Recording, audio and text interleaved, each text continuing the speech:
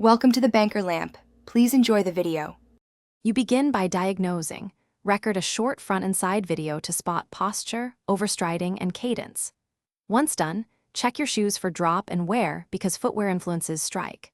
Start immediately with a 5-10-minute dynamic warm-up, then do two 20-second high-cadence drills at 170-180 steps/min to train a quicker turnover.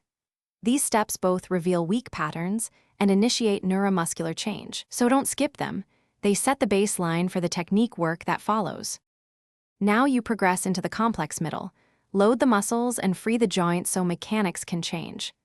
Do strength sessions twice weekly, single leg squat, hip hinge, and weighted calf raises, 3 sets of 6-12 reps to build force and control. Make mobility daily. Ankle dorsiflexion and hip flexor release for 2-3 minutes per side. Then add technique blocks into easy runs. 6 1-minute efforts concentrating on tall posture and midfoot contact with 1-2 recovery. This reinforces motor patterns under fatigue. Finally, you integrate changes into regular training. Limit technique-focused running to roughly 10-20% of weekly mileage so adaptations stick without overload.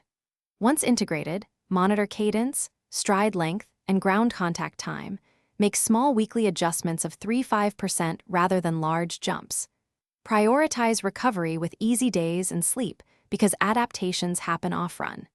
If you encounter persistent pain or regression, reduce training load by 30-50%.